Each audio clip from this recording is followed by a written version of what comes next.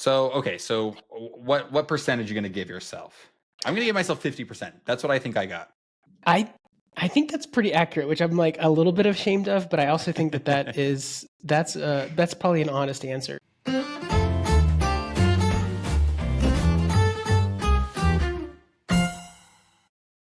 Hey there, welcome to Book Overflows, the podcast for software engineers by software engineers, where every week we read one of the best technical books in the world in an effort to improve our craft. I am Carter Morgan, and I'm joined here, as always, by my co-host, Nathan Toups. How are you doing, Nathan? Doing great, hey, everybody.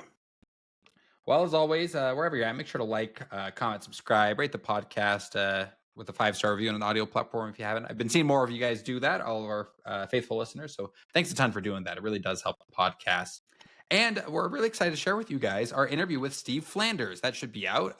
Check it out if you haven't seen it yet. Steve Flanders is the author of Mastering OpenTelemetry and one of the founding members of the whole OpenTelemetry project, which is so super cool. I mean, Nathan, what do you think of the interview? Yeah, it was a lot of fun. Obviously, having a subject matter expert who is there since the beginning is pretty cool. He also encouraged us to contribute to the project if we thought it was interesting, and he actually gave us he was like, "Oh, you can look for this label that says like good first issue." I actually took his advice, and I got one of my issues merged. So I'm a very small contributor to the OpenTelemetry project now. That's really cool. What was your issue? It was in the Go contrib. There's like a Go contrib library that's like part of OpenTelemetry. They're deprecating. It is again first issue. They were deprecating one of these calls because it was kind of redundant, but it was kind of tricky to make sure that the test passed and it was backwards compatible. So it was maybe 10, 15 lines of code. But going through the process of like getting the review and looking at the maintainers and making sure that I hit the style that they wanted and documentation and stuff like this, it was like I don't know, I feel more confident. I think I'm going to try to do some more complex stuff in the future. That's really cool. I don't think I've ever contributed to an open source project, but I also was inspired by Steve and want to see if I can find the time to do it. But anyway, check out our interview with Steve Flanders. Again, just another guy who's super cool, super humble, has done a lot of really impressive things, and very kind of him to join us on the podcast. And we are wrapping up this year, 2025 of Book Overflow. I was going to say our second year of Book Overflow, but really we started in the middle of 2024. So like a year and a half into this. And we like to do at the end of the year an accountability check. We have read a lot of books this year. We've read 20 books, really 19 and a half. One we didn't finish, and we were upfront about that in our episode, and 2 essays. And at the end of every work that we read, whether it's a book or an essay, and really at the end of every episode, because we split some of the bigger books into multiple episodes, we like to share out loud what we'll do differently in our careers as a result of having read the book. And so this is the episode where we get to figure out if we actually did any of this stuff. Nathan and I, we don't rehearse this. We don't like pre-plan this. Honestly, we don't even remember what we committed to. So Nathan has gone and he has summarized all of our thoughts here. Now, there are some things.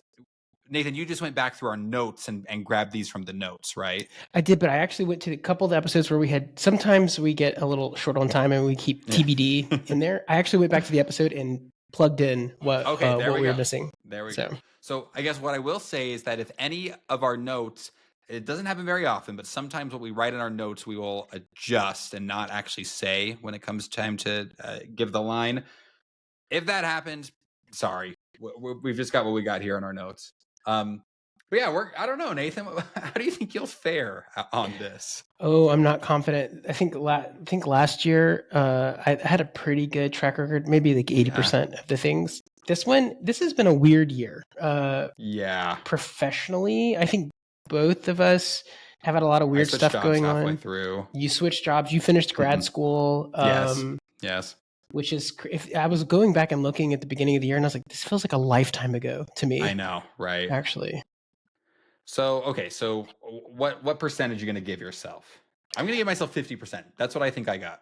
I think that's pretty accurate, which I'm like a little bit ashamed of, but I also think that's probably an honest answer. So I'd like to try to do better in 2026. We'll see. Okay. Then I'm going to keep track throughout this, and we're going to figure out what we got. All right, let's go through it. So our first book of the year was The Software Engineer's Guidebook. Excellent book by Sergey Oraz. Sergey was kind enough, and he came on the podcast. Great guy. And we did 2 episodes of this. We got a part 1 and a part 2.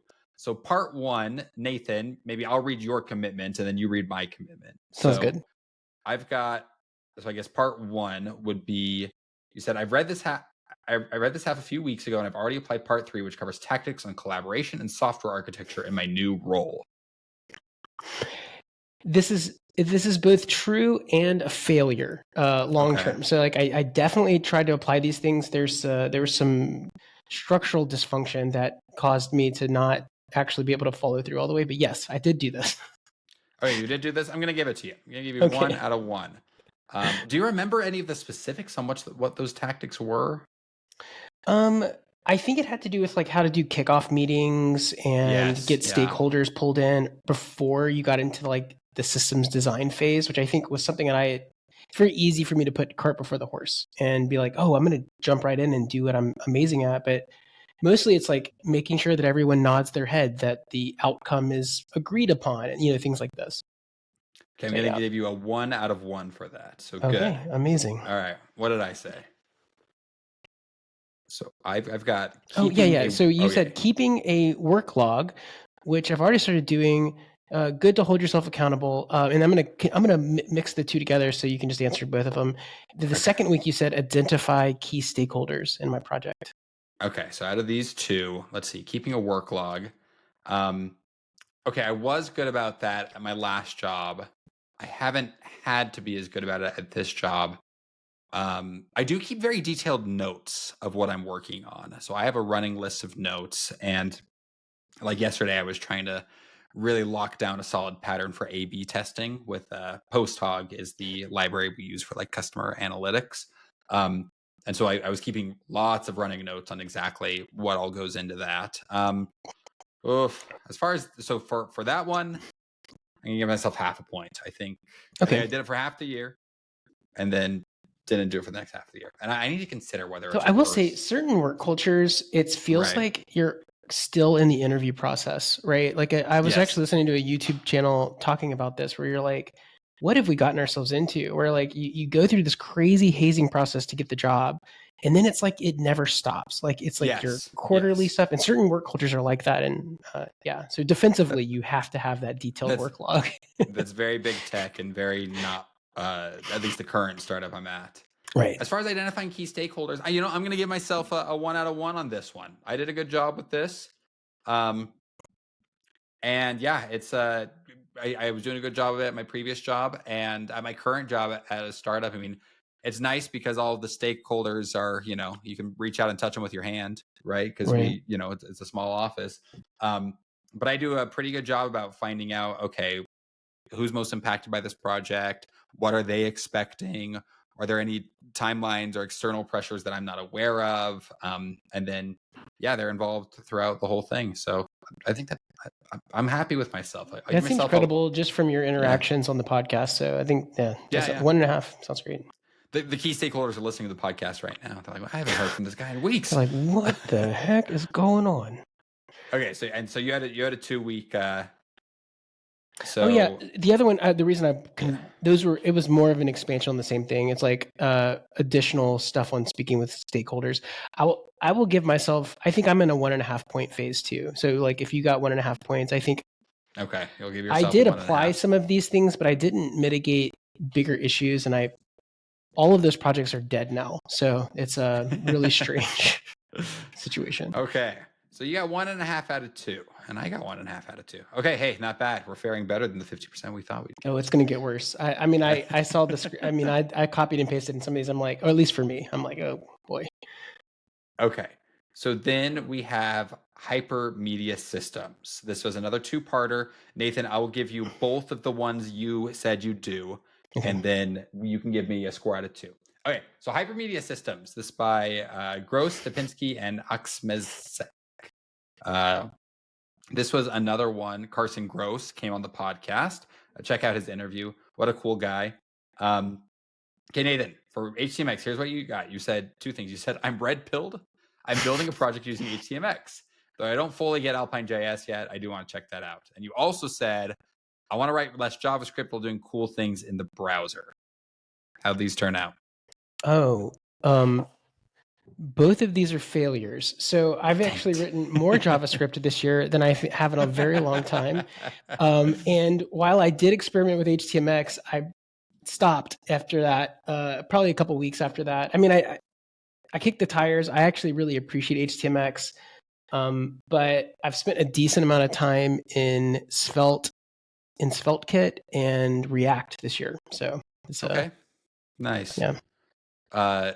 Yeah, I have a coworker who is very into he's super into Rust, right? And we always make fun of him for it. And there's like a kind of guy who's really really into Rust, a guy I respect, but they tend to be more like, I'm very much like, just give me the most popular, the most battle tested open source framework.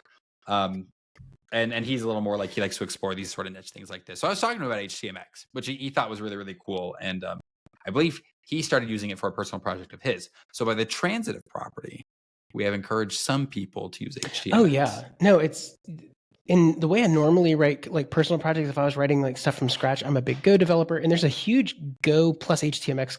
Oh, I say huge. There's dozens of us. There's like there is a vocal minority of folks in the Go community that like to use HTMX because they like to write Go. They don't want to write just much JavaScript. Okay, what did I have? Okay, so you have here. Your 2 weeks is I hope I understand this a little better. I'm sorry. I hope understanding this a little better helps me understand design decisions behind React, making me better at it. And you want to write better semantic HTML, or you said, I guess, maybe JSX. Okay. I'm trying to figure out how to evaluate this. As far as better semantic XML or JSX, no, that's a fail. I have not done that. I think I have done a better job, but yeah, we still got a lot of div soup in the app. And so I don't think we have done a great job with that necessarily. As far as just understanding the design decisions behind React, you know what? I'm going to give myself the point. That might be stealing a bit from advanced React. But I do think that reading this book exposed me to a larger world of web frameworks. There's a bit like the story of the fish who's like, he's swimming and he goes up to another fish and he's like, looking for the ocean. He's like, you're in the ocean. He's like, this is water. I'm looking for the ocean, right? And there's something about like the fish, he doesn't know he's wet. And so I think by exposing yourself to other frameworks, you can understand the more dominant one and what makes it different. Yeah. I also, I'm not sure we would have read or had the confidence to read the advanced React book if we hadn't read Hypermedia Systems. So I do think that those are related in that way too. Okay. So I'm at 2.5 out of 4. You unfortunately are at 1.5 out of 4. That's okay. So that's okay. We gotta pick up the pace to meet our 50% goal. Okay. Team Topologies by Matthew Skelton and Manuel Pais. Manuel Pais, another guest of the podcast. Wow.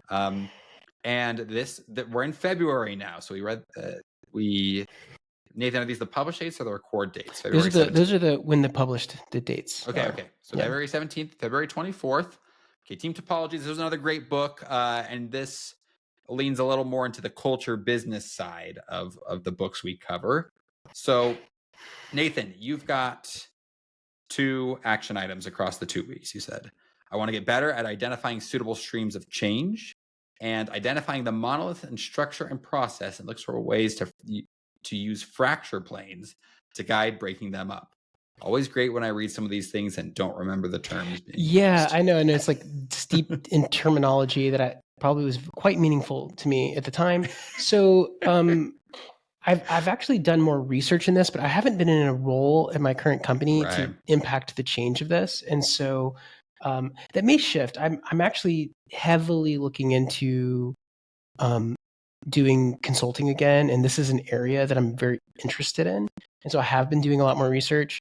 But as far as accomplishing these things, not directly, I have talked to some CTOs just kind of like over coffee, and we've had these team topology type conversations, but nothing in which I've actually impacted change directly.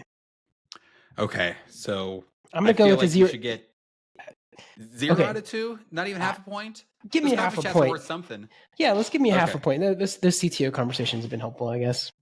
Okay, you get half a point. Okay, that brings you. Okay. Okay, So what yeah, I for got? you, you have your 2 weeks. You have I want to get better at identifying when teams have naturally run their course or are in need for a shakeup. The other one was I want a better understanding of who our customer profiles are. Yeah. Okay. So I'm going to give myself a full point for identifying when teams have run their course and are in need of a shakeup.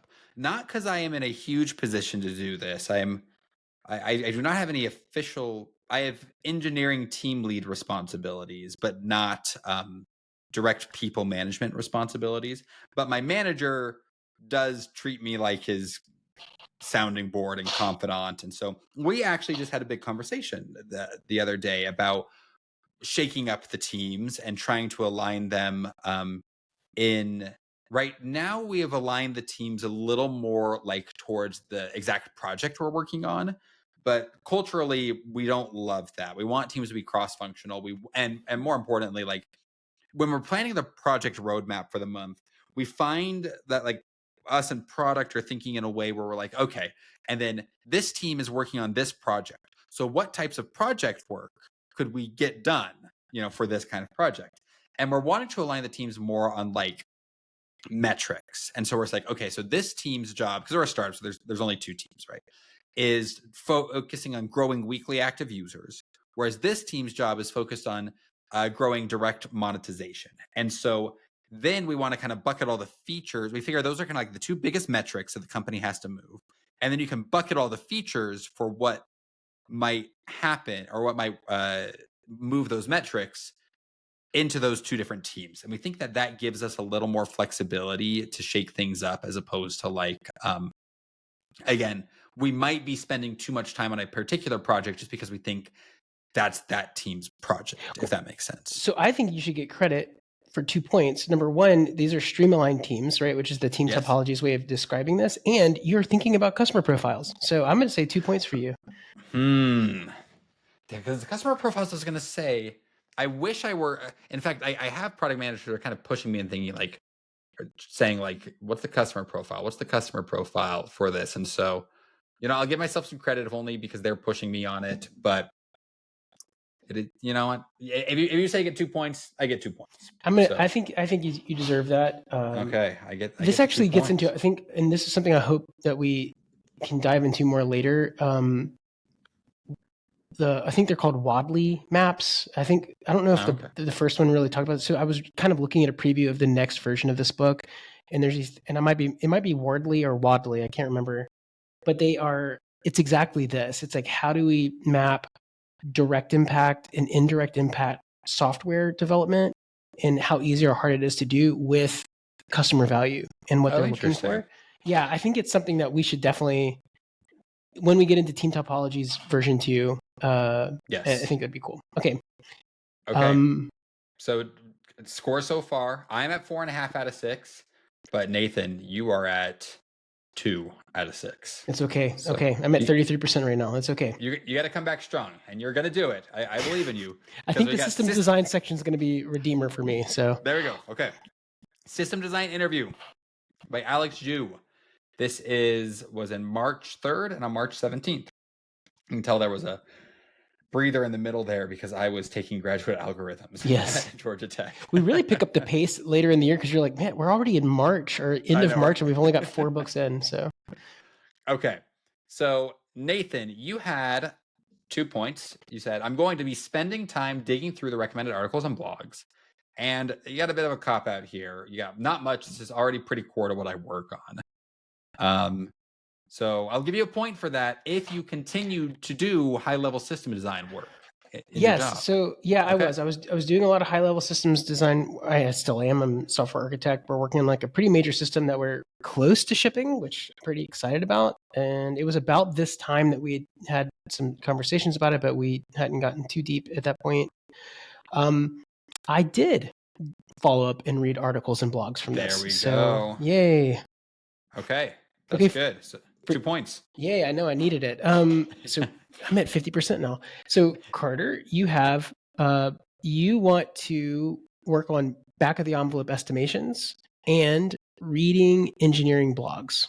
Okay. You know what? I am going to give myself a full point for the back of the envelope estimations. Not because you get the opportunity to do this a ton, but I used it a bit when I was interviewing for other jobs. And I've been interviewing, we're hiring a new engineer at my current place. And so I've been conducting the system design interviews.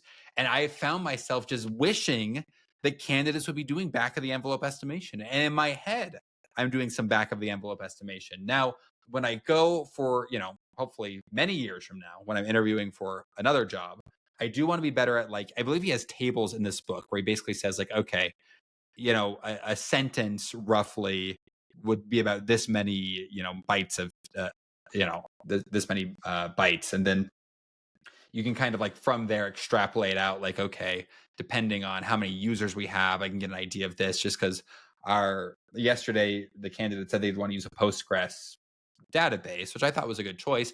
But then you're kind of brought to, like, okay, so it's a Postgres database, and so eventually you're going to have to, like, how big can that scale, right?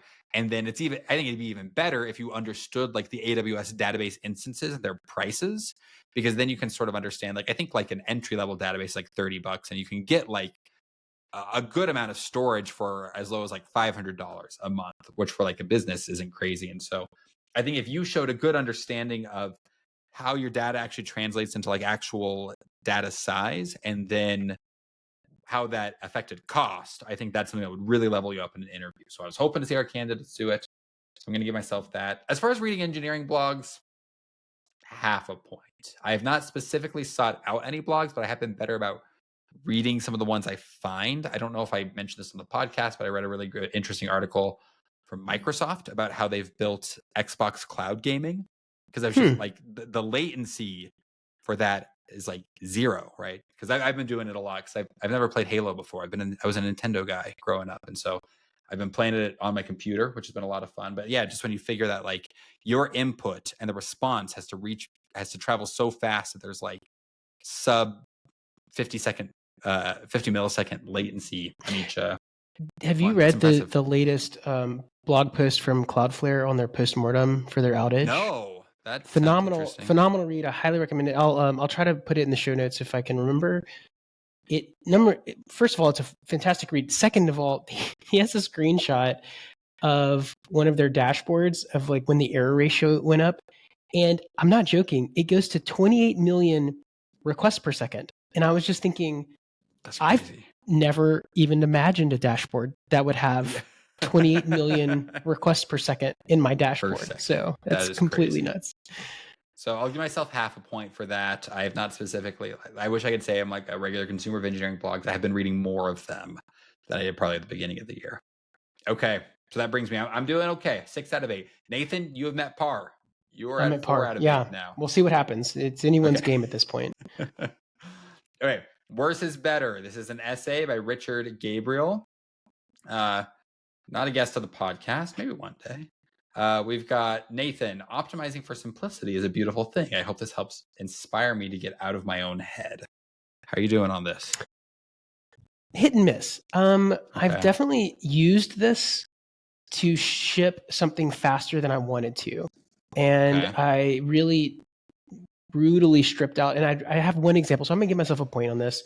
I have an example where me and somebody I was having a rubber ducky conversation with, kind of like, he encouraged me, and I shipped the super simple version, and it's actually being used in an application in our company because I shipped the simple version and not the full featured one. Turns out we only needed the simple version, and I was better for it. There you go. Okay, so what do you think? Do you get half a point or a full point? I'm gonna get a full point on that one. You get a full point. I did implement this, so I did do it.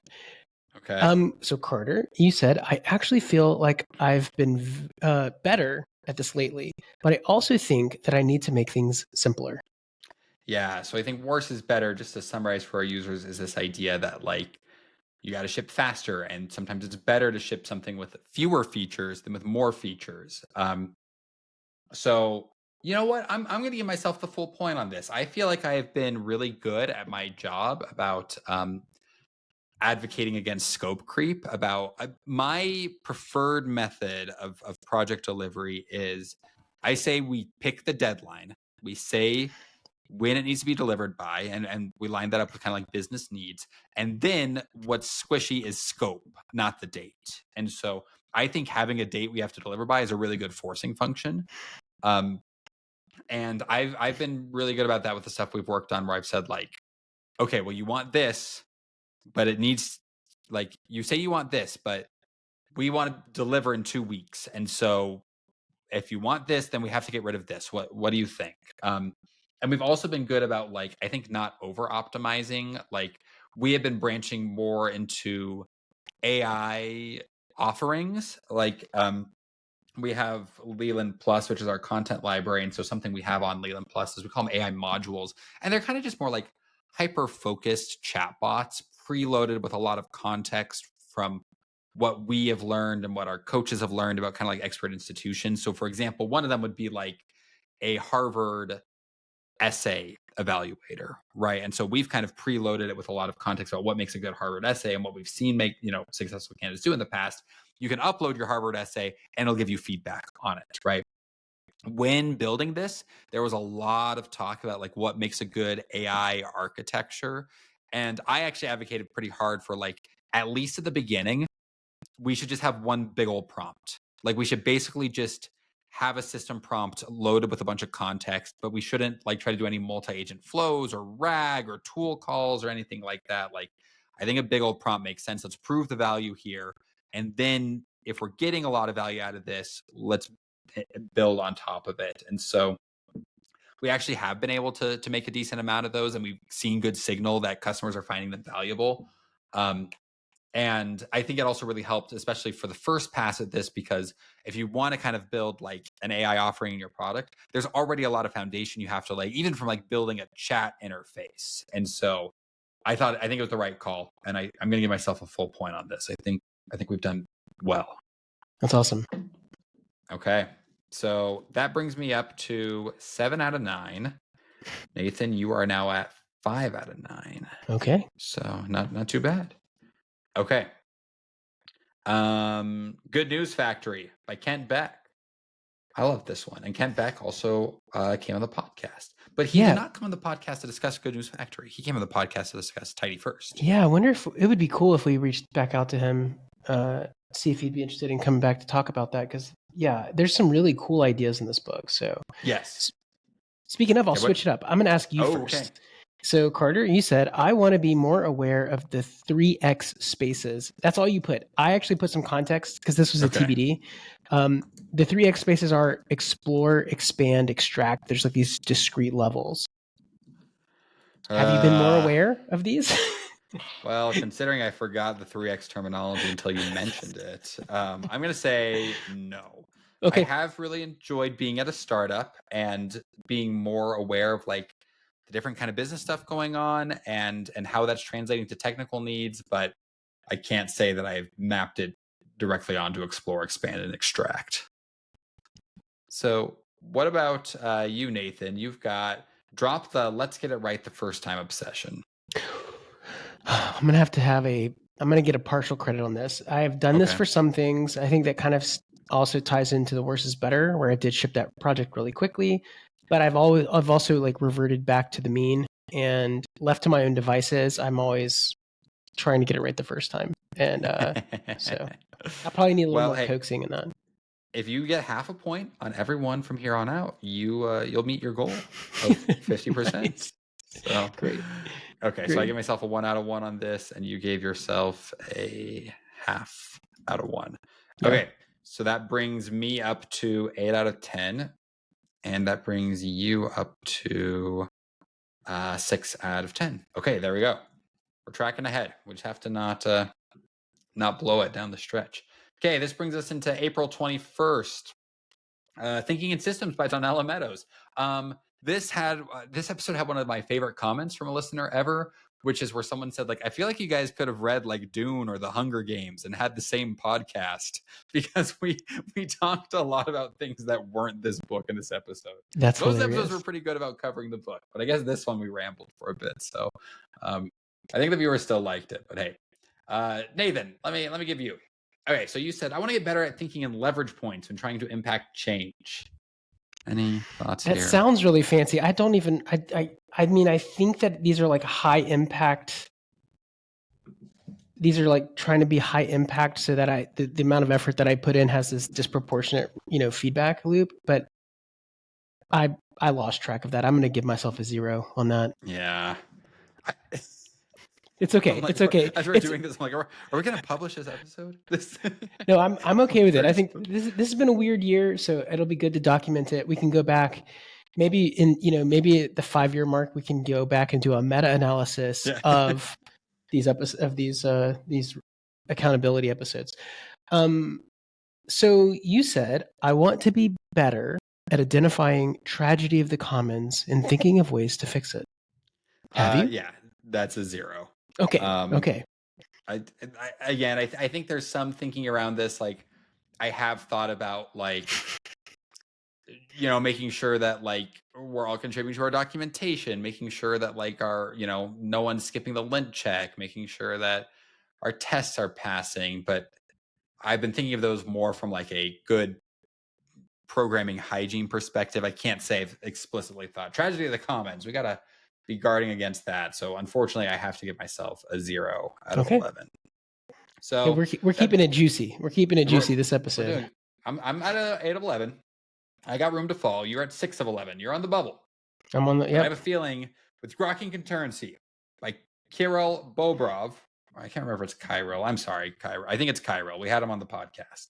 Really cool guy too, and that was really cool of him too because he had said he had never done a podcast before, and so I was impressed at his willingness. He's a great guest. Yep. Yeah. Okay, so this brings us to May. Okay, so Nathan, you've got explore task decomposition patterns outlined in Chapter 7, and some tasks I'm working on in an existing project. Yeah. Oh no, sorry. Is that me? Yeah, that wasn't okay. Week 1 and then week 2. I see. Oh, and then week 2. And so sorry. And then your week 2, you've got. This is the first I'd heard about Foster's design methodology. I want to explore this framing more. Yeah, and so these are actually complementary to each other. I actually had to go back and look and say, what the heck is Foster's design methodology? Listeners, you listen to the episodes. You know that at a certain point during the year, we discussed Foster's design methodology in depth and understood it to some degree. Yeah, and I was really impressed with it. And I'll tell you, I looked at it last night and I was really impressed with it again. I was like, oh, this is cool. I should think about this more. So no, I'm going to give myself a 0. The decomposition patterns is actually a subcomponent of Foster's design methodology. So I can at least answer that in an intelligent way because I'm like, well, the decomposition patterns, it's an interesting and methodical way of taking a problem and then using these phases of sort of like breaking them apart and then putting them back together to see, am I solving this in a smart way? And it's a way of identifying concurrency patterns that you could use. So that's the whole point, is that a lot of data science folks or data engineering folks are always trying to look for embarrassingly parallel or, ways to fan out and fan back in.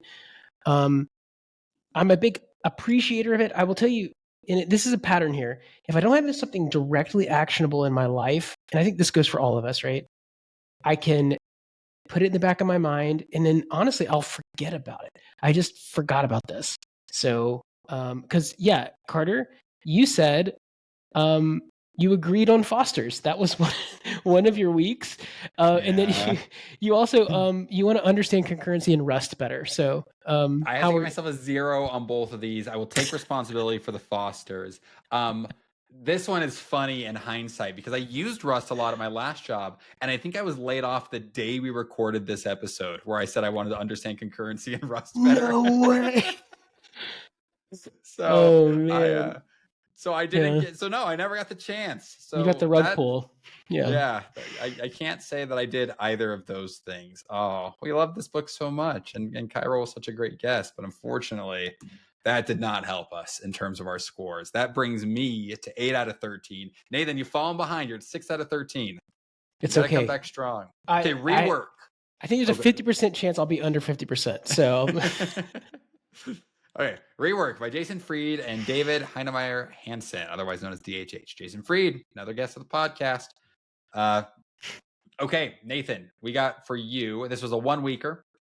For you, it's Say No by Default. The productivity and evolution section hits hard. I'm a natural people pleaser, so being more aggressive and saying no is my next focus. What do you got here? This has been a success. There we go. Yeah, this actually was a change in behavior. Even if it's like twisting my arms sometimes because I really am a people pleaser and I really do want to say yes. I've been really good about not taking on any new work, work in progress type stuff, and both personally and professionally. So yes. Okay. Carter, yours was a TBD, but I went back and listened to the episode, and I'm There we go. paraphrasing this, but you said, I'm already implementing scratch your own itch and the obscurity principles. You talked about a stealth software startup that you started working with. Yes. So obviously did not wind up going with the startup because I wound up getting a good job with my current place. But I'm going to give myself credit for scratching your own itch, and this might be a little more from Dan Heath, who we had an awesome interview with, and I've just been thinking a lot about what he told us about. You just got to work on what's the most fun, because if you work on what's the most fun and the most interesting to you, then you're going to work the hardest. And if you work hard, then that hard work will be recognized, and that'll give you more opportunities. And so I've just been thinking about the kind of that natural flywheel. And so I have done that at work. The AI stuff is actually, I've been the engineering lead on that. And I think it's really cool and interesting, but we are expanding to do kind of more like social media features in a way. And just for some reason that seems more interesting to me. I really like distributed systems. And so my boss kind of gave me the chance, like, which of these two projects do you want to lead? And even though I think AI is like hotter and the more responsible thing to do, I chose the social media stuff. I mean, my current job was whole scratching your own itch. Like I had offers from several places. And this one, even though it wasn't the highest paying out of all of them, I just said, this sounds like the most fun. These seem like the best people. This sounds like where I'll enjoy spending my time the most. And then no promises on this. I haven't even told you this, Nathan, but I've got another project I'm working on, which is very much in a scratching your own itch sort of thing. And so I'm working. I've got my brother and I are partnering on it, and so I think it'll come to fruition. But if it does, I'll share it here on the podcast. Amazing. So I actually think I've done a lot of these kind of scratching my own itch sort of stuff. Again, maybe Dan Heath gets more credit for that, but the sentiment rings true. So. This predates us reading Made to Stick again, but maybe that was in the back of your mind too when you were reading Rework, and those two ideas resonated. So that's cool. Okay, so you're back up to where you need to be. You're at 7 out of 14, and I've got wiggle room. I've got 9 out of 14. Nice. Okay. In the Plex by Stephen Levy. This was a 3-parter, so this is a chance to get 3 points on this one, Nathan. There we go. Okay. First week, you said data should drive decisions. Challenge decisions made without data. What do you got here? I will say that's actually I was successful with this. There was that project where I shipped the Scrappy thing. Me and the guy working on that really were our company really goes with their gut on a lot of things and then don't back it up with data. And I think you have to have the combination of the two to be successful. So we actually work. So yes, 1 point for that. Okay. Next, you've got when thinking big, don't be afraid to think even bigger. So this one is one I've actually been challenging myself with this new consulting business idea that I have. So there's a very comfortable path, but I'm thinking about these higher order things, and I've actually started kind of not officially having a mentor, but having someone is thinking bigger that I've been talking to. So again, I'll give myself credit on this one. I gave it space in my life. There you go. Okay, and maybe this is a freebie. You had last one. You said, "Don't be Eric Schmidt." I'm still currently not Eric Schmidt, so I think I get a point. We're gonna game these in the future and add more like these. Oh, yeah, Nathan, I'll take. You needed that. I did. Just give me some wiggle room because I know that there's some failures coming up. So, Carter, we'll do the same thing. We'll kind of go in order because these are kind of pretty discrete interactions. Right. So, first week you said you want to be more ambitious. I would have balked at crawling the entire web. Yeah, I think I have been more ambitious. I'm trying to think like technically, because there's trade-offs, right? And at the same time, we've talked about like this episode about scope creep, about making sure that we don't bite off more than we can chew. But I'd say in general, personal life and my professional ambitions, I have been more ambitious about what I can achieve. I think I just wrapped up. I talked about this on the podcast last week, but I just wrapped up. I got all of our infrastructure imported into Terraform, staging and production. Yeah, so cool.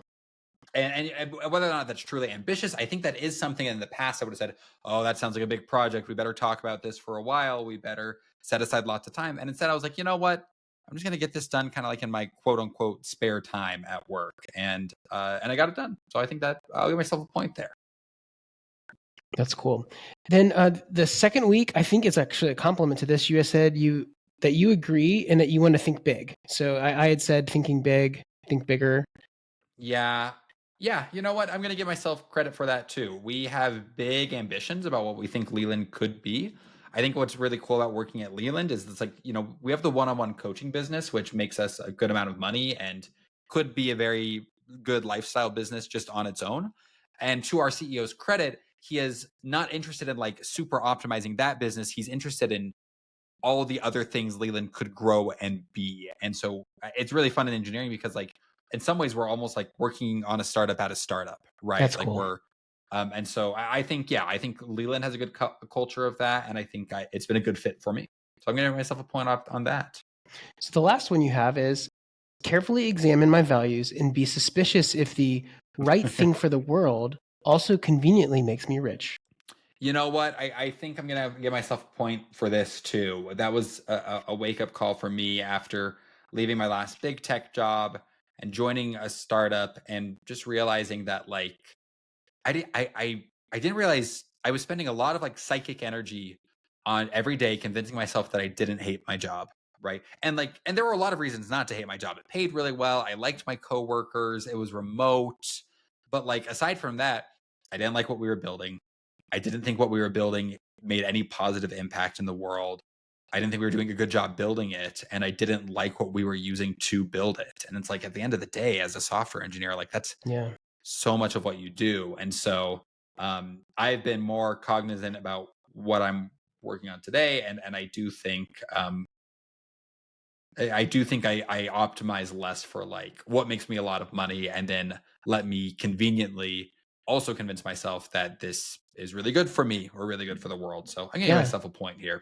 I can be, I mean, just from my observations, it seems like I know every job has ups and downs, but you seem very engaged and excited about things more often than frustrated, at least, in the way that I can tell. So it seems like it's been a positive change for you.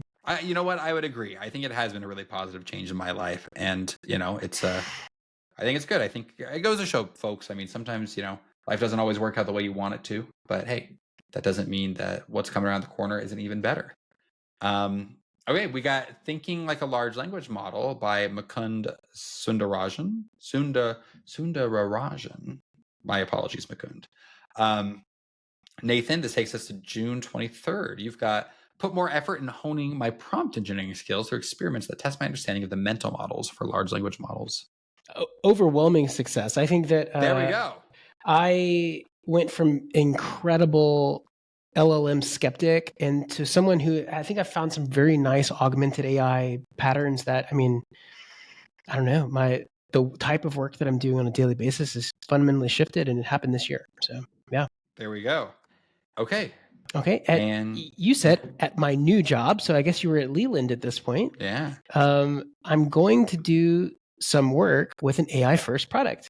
I could see using some of this advice in this book.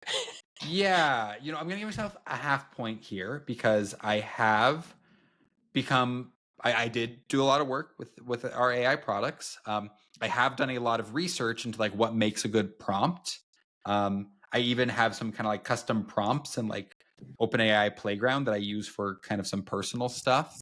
I cannot honestly say that I was thinking really, really strongly about this book and taking all of its prompt advice in here. So give myself half a point for that.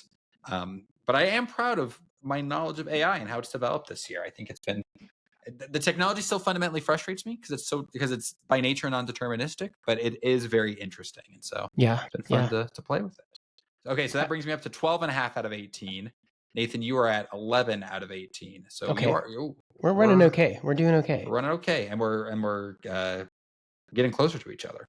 Okay, DevOps Handbook by Gene Kim, Jez Humble, Patrick Dubois, John Willis, and Nicole Forsgren. Patrick Dubois, friend of the podcast.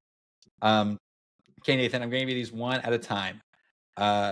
So our first week covering the book, we got to get a chance to earn 3 points here. We got Institute, Stop Starting, Start Finishing Days. Overwhelming success. Oh, really? We have not started any new projects since. Okay. We've had one big project that we've actually had deliverables that have gone through, and I think the only way it was successful is that I've been aggressively saying no, and I've been focused on this project. So yeah. Okay, great. So that's a point for you. What about you said I love the concept of ship something day. I'm stealing that. I do like the concept of ship something day. I stole it and then we stopped doing it. So I'm going to give myself a 0 on that one. Okay, 0 out of that. I'd say there's an argument for quarter point, but I don't think we're doing quarter points. That's okay. No, 0 is fine. And then level up your documentation sharing game. I would say this is a success, partially because large language models have been very helpful. Okay. Because yeah. I still write the documentation, but I will get them to heavily augment, at least give me a good structure. I find a lot of the AI generated stuff, if I just vibe it, is kind of obnoxious. But yeah, it helps me get over my hump of, I don't want to get started. Yes, I'm absolutely that way with documentation too. And I've been using AI as well to just get started. Okay. Okay, so here we go. We'll do, lightning round for this. First week, it was a TBD, but in the episode, you said you want to keep work in progress low. You want to keeping work in progress low, which was like I think keep work in progress low was like a mantra that you had on your team at the time. Yes. You know what? I'll say we're still doing a good job of this. I think, awesome. We're keeping work in progress low. And then you said the second week you said decouple releases from deployments. You know, this has actually been an astounding success on the team. I love it. I love hearing that. This was straight from the book. I remember listening to this while biking to work, and I was just like, "We don't do this. Like, we didn't even have the CI/CD set up at this point. Like, I mean, like, I guess, like, yes, we had checks on like our CI/CD pipelines, but we're still deploying manually, and so I led a big. So one, we weren't able to deploy manually because every time you deployed the website, it went down and you had to just kind of like watch the Azure console and then restart it manually. And we were using some Azure services, kind of like the equivalent of like Elastic Beanstalk, where it just abstracted away a lot of the complexity for you. But we got into a bad state. And so we just were like, to troubleshoot this would be too difficult. And we don't even want to be on Azure anyhow. So I was tasked with leading our migration from Azure to AWS. Right. So I led us to AWS, and then with that came the website no longer going down when you deployed it. And with the website no longer going down when you deployed it, that led us to be able to do CI/CD. And with us doing CI/CD, that made it more so that their product doesn't even know when we release anymore. That's amazing. That's the way it should be. That's amazing. Exactly. And so, we have a judicious use of feature flags. And yes, I think this has been a resounding success. Amazing. So 2 points. And then the third one is you wanted to improve team learning. I don't know the context on this. Do you know how to interpret this? I think it means more like if I learn a good pattern or someone else in the team learns a good pattern, then we go and share it with others. I'm giving myself, I'm 0 out of 1. Again, I think this could be a quarter point, but there are some things. We've made some good technical strides that I have led. And there are just some things like we had this yesterday where I led the AWS migration, but then we had a system outage and we had to roll back. And one of our team engineers on our team was a very smart guy. He's like, I don't know how to roll back the system, which is something I'm very intimately familiar with. Right. It's like, that's a failure on my part. Right. You need a run book. Yeah. Right. And we did do a training on it, but it's got to go further than a training. So yeah, for sure. No, and this is a hard problem. I mean, we won't get too into the weeds on this, but I was recently doing some assessment work of another business, and that was one of the things I noticed as well, is that the lack of run books. You don't need a run book until the alarms are going off, and all of a sudden you're like, I need to just have a checklist. We should read the checklist manifesto at some point, because it's exactly this. When life gets crazy, if your pilot realizes that the console in the airplane's going crazy, you don't want them to have to get creative and think. You want them to open the page, open the book to the page they know it's at, and then go through the 5-point checklist to like get the plane fixed. And so, yeah, when you're level-headed, write the checklist, and then you can just do it. Okay, I'm trying to sum up our points here because I think I might have. I'm doing this. So on a you were, notepad. I think you were 110, and then I was 1-1. I think I have you as 101. 101. Yes, that's right. 101. Okay. I'm going to sum up the points again here when you are talking because I think I messed this up. But don't worry, I have an accurate record. I just need to do my math right. Okay, so let's go ahead. So Just for Fun by Linus Torvalds. We read this at the end of July, or at least the episode came out at the end of July. And Carter, you said, I want to have more fun. Have you had more fun? Oh, yeah, absolutely. I've been having so much fun at this job. Again, a job's a job. And most days I'd rather stay at home with my kids than go to my work. But if I can't be with my kids and I can't be alone at Disneyland, you know what? I'll take going to work every day. It's been fun, and I'm gonna give myself a good point for that. For you, Nathan, what do we got? You said share my work earlier and work on those little personal obsession projects with no practical goal. So I actually just brushed off a weird little project inspired by this. How are you feeling on this one? This has been good. I have been getting out of my shell more and sharing my work. I think if I hadn't done these things, I probably wouldn't have been so confident about contributing to the open telemetry. Nice. Yeah, I'm going to say yes. I have some plans for doing more stuff in public soon too. So I think this was a resounding success. Okay, great. So you get a point for that. Okay. Moving on. We've got 99 bottles of OOP, which we only read half of. This is by Sandy Metz, Katrina Owen, and TJ Stankus. Nathan, you said this will help me defend simplicity with more authority. Yeah, and I think I meant this in a sort of like side eye sort of way of just being like, hey, look, you can easily get too dry and too clever for your own good, and this is insane.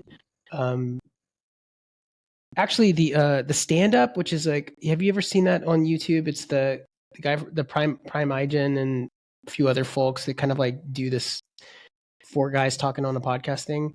They just did one on dry and Yagni. And most of the guys had never heard of Yagni, which was really funny to me because I'm just like, I actually posted in the comments and I was like, Yagni is the clap back for dry. That's really what it is. And so, but I think that this is a worthwhile debate. I do think that there are times in which, like, yeah, you need to abstract around a distance function that's generic enough to handle all types of distance or something, right? That makes total good use of code reuse. But, getting the factory, so that you don't ever have to think about factories because you want a factory that makes factories, in some object-oriented thing is like, I'm going to, jab my eyes out with a pen. So yeah. Hey dog, I heard you like factories, so I put a factory in your factory, so your factory, your factory, right?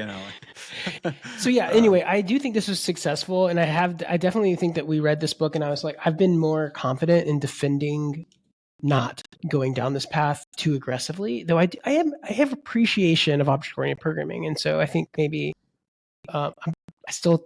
I have still a lot of hand wringing, just like in the episode of like, I don't want to beat up on this book too much. I think they were trying to prove a point. Maybe the other half of the book had a reconciliation, but I don't know. I don't live my life that way. So give me a point for that one. I will say yes. Give you a point. Okay. I haven't waffled. Well, you said you agreed. So I think, have you defended simplicity? Yeah. You know what? I can't in good conscience give myself a point here. I think I have not argued a ton for simplicity. And really, this has just been a shift in my career. I haven't been as in the details on like the specific code we've been writing. I've been focused much more on a higher architectural level. Mm-hmm. And I think, I think I'd be doing better on that. So can't say I got that. Okay, so I got this all on a spreadsheet. So Nathan, we're catching up. You're at 14.5 out of 23. I am at 15.5 out of 23. Wow, we're neck and neck. Okay. Okay. Ooh, we get to my favorite book, Your Made to favorite Stick book. by Chip Heath and Dan Heath. Dan Heath, guest of the podcast. Nathan, you had across yours, you got a 2-pointer. Said, be more mindful of the curse of knowledge. Non-experts need concrete examples. And spot stories, don't create them. I want to be the person who recognizes when something story-worthy happens. Okay. I think this is going to be a 1 and a 0, but curse of knowledge, this has been really interesting. I've been more mindful because my daughter, who's 10, has been asking me more questions about like what I do for a living, or like what is, like cloud computing, or what is crypto, or what are all these things. And I remember when she was younger and I kind of give her like super basic explanation, and it's made me have to take a step back and go, you know what? She's old enough now for me to like explain some of this stuff if she's interested. But it's made me have to like think about how to explain something from first principles in a way that I haven't had to before. With somebody who's actually interested. Like it's one thing where like my I'm spouting off about something, my wife's eyes are glazing over and she's like, when is this dude going to stop talking? My daughter's actually asking me. And if I want her to be interested in these things, I have to be like, oh yeah, well, have you ever thought about this? Like it's been, I don't know. So that one I would say that one is, yes, absolutely a success. I think that this book has been really good to help me kind of think about this from a storytelling standpoint. Okay. And what about your other one? Yeah, spot stories, don't create them. I have not done a good job. I want to do something with this. I appreciate that you have put an effort into this, but I have not. And so while I aspirationally would love to, I can't give myself credit for it. So okay, hey, not bad. 50%. Again, that's all you got to do to make your goal. Okay, so you said think about how we can advertise our company's mission more concretely. I mean, if you want to say I thought about it, I have thought about it, right? As far as like making any progress here, I can't say a ton. We've talked about this before on the podcast. I feel like we have a lot of like lofty language about how we describe the company's vision. And I would like us to instead more say like a person who starts using Leland, how are they different a year from now? Tell me concretely what has changed in that person. Yeah. And even just phrasing it right now like that, I'm like, oh, that's interesting. We should think about that more. So no, I haven't done a great job. I'll give myself half a point. Okay, that makes sense. And then the other one was run through the checklist more often. Have you been running I will give through? myself a point. Yes, I am experimenting with.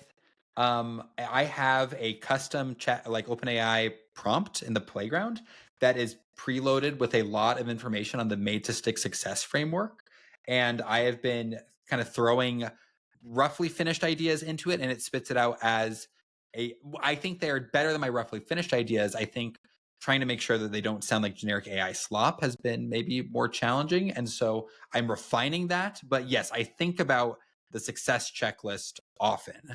Yeah. Well, cool. And also say when we talked to Dan Heath, I mean, he said that like the thing is you don't actually need to do this very often. It's not often that you need to have an idea that has to stick, but it's about finding out when you do have those core ideas, and then when you have them, like not wasting them.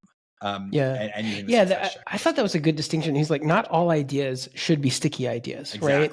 Like if you have an idea about losing weight, just personally in your life, you don't need to like, it doesn't need to be a story that everyone repeats. Like it can still be a valuable idea to lose weight, and you're like, oh, I'm going to do this, and then you make it happen. So I'll say for every big idea I've been toying around with, I have thought exclusively about it in the Made to Stick. So I'll give myself a point. So I'm at 17 out of 24. You're at 15.5 out of 24. Let's keep it rolling. Yeah. Okay. Staff Engineer by Will Larson. Oh, great book. Yes, excellent book. Nathan, you said create space for others. I'm a tech lead on a team, and I've already started this process. But this book gives really solid guidance in regards to mentorship and sponsorship, both on my team and laterally across the org. Yep, I did this. It was transformative. I even was completely transparent and told the team I was doing this. Nice. So that they understood why I was like trying to do this. And we kind of implemented this in our one-to-ones as well. Later this radical candor stuff kind of tied into this as well. But yeah, 1 point. Okay, there we go. You said you want to focus on high leverage work. You know what? This is a resounding success on my part. I feel like I am constantly identifying what is the highest leverage thing we could be doing as engineers and then building that. So that's why the AWS migration, CI/CD, Terraform. We want to be better about A/B testing. And so I was like polling all the engineers. I said, do you know how to run an A/B test in Posthog? Do you know how to run an A/B test in Posthog? And only like 2 out of the 8 did. And I'm one of the people who doesn't know. And so I'm like, okay, this is a really important thing for the company. And so we need to be able to do this in our sleep. And so I spent actually like too many hours yesterday just really deeply understanding how Posthog and A/B tests work there. There are more books by Will Larson that we have on our backlog. We will definitely have. And also, Will Larson has a fantastic newsletter, and he has a whole thing on Wardley mapping. Okay. And talking about how he avoided them for a long time and regrets doing that. And so, again, I think that there's some kind of cool ideas floating around. But yeah, great book. Okay. So we're doing good. You're at 66%. I'm at 72%. Okay. Amazing. Finite and Infinite Games by James P. Cars. Nathan, you said, ask myself on a regular basis which game I'm playing and why. I've been doing this. I've been doing this deeply recently. Okay. And I've had, it gives you good and somewhat scary results sometimes because you're like, am I going down a crazy path or not? If I really double down, but yeah, I don't know. I think there's a way to balance the finite and infinite games, understand, how to find the infinite game in some finite game you're playing, things like that. But yeah, I think, yes, I'm going to give myself a point on that one. Okay, you earn a point. Carter, you said you wanted to forget you ever read this book. Now, yes, I'm not a fan of this book. In the episode, though, you kind of had there was like a little redemption arc, and I don't think you felt quite as strongly, but I think you still didn't love this book. Yeah, if I said forget I ever read this book, unfortunately, I thought about this book yesterday, and so so I cannot say I forget I read this book. I have to give myself, by letter of the law, a 0 on this. Oh, okay. Okay. And Nathan, that puts us dangerously close. I'm at 18 points. You're at 17.5 for 69% and 67%. Okay. Radical Candor by Kim Scott, September 15th and 22nd. Nathan, you've got, I'm implementing the feedback debt system that I developed for myself, or if I choose not to give feedback, I write it down. If I write it down twice, I have to give that feedback or I'm letting that person fail. Where are you at on that? I never did it. Never did I never did it. I actually got better at just giving feedback. Okay. I never did this like asynchronous, feedback queue or whatever. I either just like gave it immediate feedback or dropped it. I haven't kept grudges. Okay. So why? it was, that's learning from the book. I did learn from the book. I did not do what I said there. Yeah. Okay. Second one, you got, ask this. What could I do or stop doing that would make it easier to work with me? I used this week. It works. Okay. Have you been asking this question? I did, and I have multiple times. I've even done this with other folks that I've started working with. Incredibly effective. It's one of those where you're like, am I doing the pickup artist thing? Because it's basically a canned question that kind of like forces this kind of positive shift in conversation. But I will say it's really useful in understanding how to work with somebody, especially if you can get an answer out of them. It's really nice. So yeah. Okay. I'm going to say 1 and a 0. Yeah. 1 and a 0. Okay. That brings you up to 66%. How about me, Nathan? You said you wanted to avoid ruinous empathy. Yeah, it's tough because it's like, I think I do a good job avoiding ruinous empathy. I think by nature, I'm not a ruinously empathetic individual. And I think I have kind of talked to people about things where that were tough. And yeah, so you know what? I'd say I'm gonna give myself a point here. I think awesome. I have avoided ruinous empathy. What about you also have care personally, challenge directly? You know what? I think so. I think it's awesome. tough because like I don't manage anyone, and so but I have done this like in reverse with my boss. I have, he's a good boss, and I care about him, and there have been a couple things he's done where I've kind of pushed back and been like, hey, like I think you messed this up, or I think if we had done this differently, this would have gone better. And it was worked out really well. He's the type of guy that can really receive it well. And so, amazing. Maybe that's cool. It won't work for everyone, but works for me. So, okay. That brings me up to 20 out of 28 for 71%. Amazing. Okay. Mastering Open Telemetry by Steve Flanders, another friend of the podcast. Yep. Episode comes out before this one. So you'll get to hear us talk to him. He's a pretty cool guy. Okay. This was September 29th and October 6th. Nathan, you've got 2. I'll just give you both at the same time. You said Mastering the Collector Pipelining. and get better at framing anti-patterns and pitfalls to leadership. So I mean, these are getting closer. So I don't know. I feel like I need a little leeway. I have not mastered collector pipelining, though it is something that I plan to spend time with. So I wouldn't say this is a failure yet, but it's definitely like a not yet. And get better at framing anti-patterns and pitfalls to leadership. I've not had an opportunity for this. So I think out of fairness, I'll give myself zeros on these. Okay. But Oof. yeah, but yes, it's okay. It's okay. Wait, I've got some wiggle room. You got wiggle room. Okay, so you want to get traces working. Nope, didn't do this at all. Okay. And then you have you want to demonstrate business value with open telemetry. I was going to give myself a 0, but because we joke about like I want our open telemetry in a better state, and the running joke is that like it's great for having visibility into the site, but it's still not useful enough to do like a lot of like troubleshooting or debugging. So most of the time it's like someone will say, hey, the site is slow. And I pull up our Grafana dashboard and say, I can confirm that the site is slow. Right. Like, but it's not like I'll give myself half a point because just like 2 days ago, I did use it to demonstrate business value where the site was slow. I spun up more tasks to bring CPU usage down. But while those tasks were spinning up, I had a hard out. I had to leave work right at that time. And so I was able to log into our Grafana dashboards on my phone while I was in the drive-through and confirm that latency had gone down after the task had been spun up. I took a screenshot of that and posted in Slack and said like, okay, we're out of the woods. I'll just give a little bit of, unrequested coaching here. So I would say this would be a fun thing to whiteboard with your team, which is of the signals that you're gathering, are any of these something that could give you an early detection? So like if this thing starts to creep up, it means that we're about to get to this high latency moment. And if you are gathering that metric, awesome, that should actually join the dashboard. Or is there something in which if it goes over a certain threshold, we can automatically schedule an auto scaling event? Meaning like the manual thing that you did where you spun up new instances. Could I say if latency gets over this amount, then spin up 2 more instances of this until it gets below this amount and then start like rolling this back?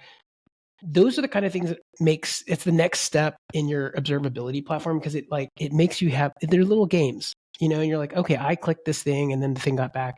Can I automate that? You don't really know until you try. And so, yeah. It sounds like you're gathering some good data though, and it's actually been meaningful. Yeah, it has been really meaningful and it's been exciting. So I would say, so you say, I think that's a 1 and a 0 then. I think you get a 50% on that. Okay, you'll give me 50% on that? Okay. Then I'm billing. We're about to be at Thanksgiving, so it's I'm feeling generous. Okay, we got 2 books or 2 books and an essay left. Okay. Yeah. So Advanced React by Nadia Makarevich. So Nathan, you said, I know a lot about benchmarking Go code, but I don't know much about benchmarking JavaScript or React code. This book has inspired me to learn more on the topic. And you've also got, I want to go hands-on with the debouncing and throttling examples because I find those fun to think about. Oh, these are, again, aspirational. So let me think. I've not dug into benchmarking React yet, though I am working on some React stuff that I think this will come up. So it's a no technically. And then also getting hands-on with debounce and throttling, no, and I think I probably won't do that. So I think one of these will give me zeros for these. I mean, it's okay. Okay. I think I might fare similarly. What do I have? You have you agreed you wanted to spend more time in benchmarking React, and then you also said I'm doing some work with portals and would like to understand the concept more fully. Nope. I vibe coded that portal and just got it barely working. And as far as benchmarking, nope, haven't even touched it. So okay. I thought we might do better on the back half here, but it turns out we're doing worse because we have had less time to implement these things. So I think we need to build up a better lead. Okay. We got a few more. Beyond Vibe Coding by Adi Osmani. Nathan, you've got, I want to spend more time with AI as validator. And you said you want to toy around with autonomous agents. You said you're skeptical of them. You've dismissed autonomous agents to this point, but think it might be nice to try some out on a toy app. How are we doing on both of those? AI as validator, I've definitely used, but toying around with autonomous agents is on my like to-do list, but I have not done it. So maybe one out of 2. So 1 and 0. Okay. And you And then how about have, we're doing a lot of prompting at work. I want to use the patterns from this book. And you agreed on agents. I can give myself a half a point on the prompting patterns again, because I feel like we've gotten a lot better at prompting.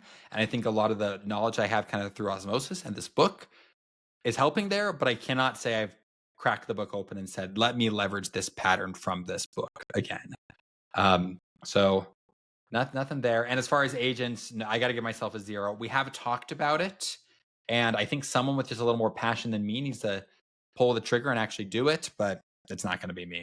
So that's a 0. So I think we're going to come in above our 50% goal, but we will find out with this final one, The Tao of Programming by Jeffrey James. This was our November 17th episode very recently. Nathan, you said, I know I'm supposed to take the advice, but do not program in COBOL if you can avoid it. But now I'm intrigued. Have you programmed in COBOL?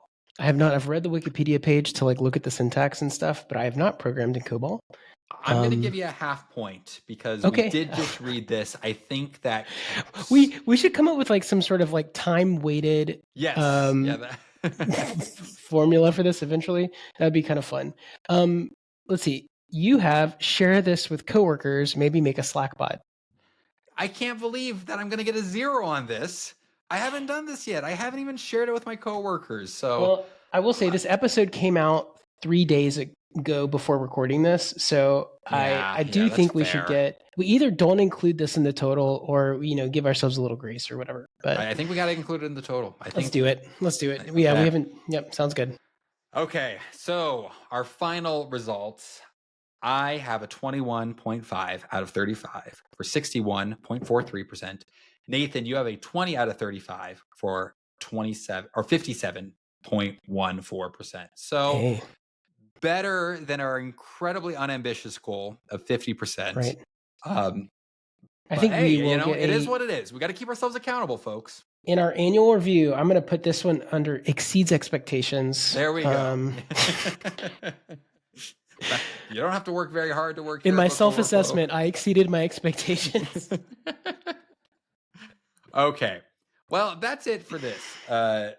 For this year of Book Overflow. We still have some bonus episodes coming up. We're excited about those. I think this is fun. We got to keep ourselves accountable. We got to make sure that all these books aren't in one ear out the other. And I think now we have these percentages. I think, Nathan, next year, this is the goal to beat. We got to beat 61 and 57. That's true. Okay, there we go. But like all metrics, they can be gamed. And maybe we will have more goals like don't be Eric Schmidt. Okay. That wraps us up for this week, folks. Thanks for listening. Again, stay tuned for our special episodes at the end of the year. We still have, maybe we never promised, but we might have some more interviews coming your way. You can contact us at contact@bookoverflow.io. You can find us on Twitter @bookoverflowpod. I am on Twitter @Carter Morgan. Nathan and his work with Functionally Imperative is at functionallyimperative.com. Thanks, folks. We'll see you around.